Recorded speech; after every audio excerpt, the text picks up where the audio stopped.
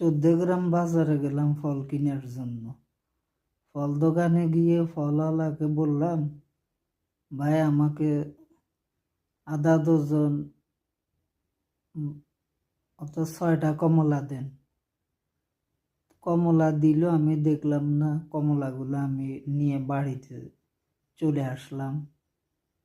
আসার পরে বাড়িতে আসি, খুলে দেখি যে একটা কমলাও ভালো না, অর্থাৎ খাওয়ার উপযুক্ত না। আবার তার কাছে কমলাগুলো নিয়ে দেখাইলাম, বললাম, ভাই এটা কাজ করলেন, আপনি 6টা কমলায় খারাপ দিলেন। তখন সে বলল যে আপনার জিনিস আপনি কিনবেন, যাচাই বাছাই করে কিনবেন না, দেখে দেখে কিনবেন না। এটা তো আমার দোষ না, এটা আপনার দোষ। আমার কাছে তো সবগুলাই ভালো, খারাপটাও ভালো। তখন আবার বলল, সব আমাদের বেলায় খাটে।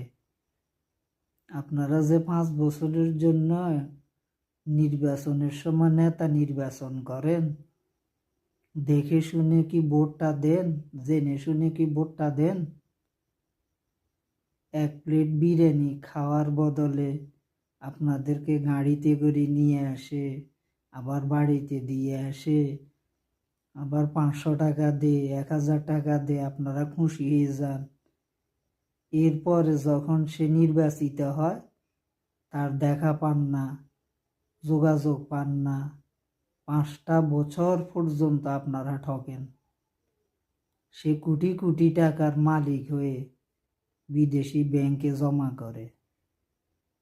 কাজে ভবিষ্যতে মালামাল যেরকম দেখে শুনে কিনবেন, যাচাই বাছাই করে কিনবেন, ভোটটাও এরকম যাচাই বাছাই করে দিবেন।